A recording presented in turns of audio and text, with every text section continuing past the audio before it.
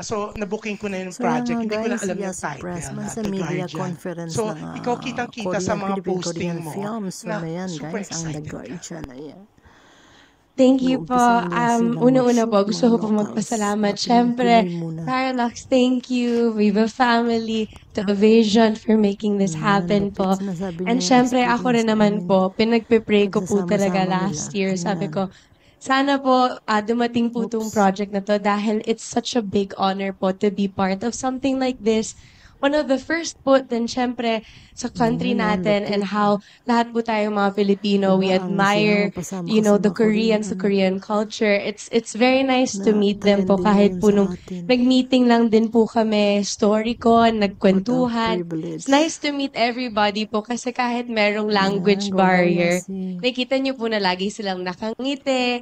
Kami po, parang mas nakakapag-usap po kami ni Namep. Tapos, nag-uusap Ganda na kami suot ng through bako, hand guys. signals o kumwari mga TikTok, ganyan. So, very, very open po sila na So talagang mag-communicate pinili, with us. no? And for that, Hindi pa I'm nga very, tapos ang very kanyang teleserye, excited. may Pero movie may na interpreter gagawa there. naman Yasi. Meron din po, opo, Congrats. syempre. Yeah. I saw I was there outside because I wanna eat nga sana sa Super Sam, no? Pero sinara nyo hanggang late night, from early morning to late night. Pero yun nga, I think they're so strict, ang dami mga bouncer Talino nakalagay sa mga damit bouncer. Bait No? pa. So, gaano ka strict sila and gaano sila Nice. ka-professional, Yasi? Oh my Kami po mga gosh. locals May lang abangan po tayo kay muna Yasi, yung guys. nakapag-shoot. Kami po mga Pinoy. Sumikat na Pero, ako. syempre po, because the productions here, parang nakabantay The lang din po sa Guardian, gagawin ng po movie. namin.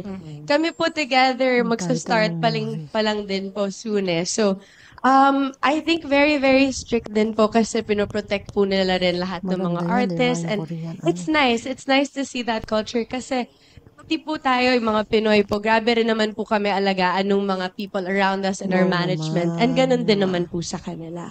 Yes, and congratulations kasi nga nakita ko parang ang laki ng production. So, Maraming congratulations and good luck for The Guardian. Thank Kahit you. sinong tao kayang pakasamahan ni Yasi. Kaya niya mag-adjust. Thank you very much. That was June Lalin of Napakabutang bata Abante. nito. Up next, we have Miss Ayan, Esther Amoyo of guys. People's Journal.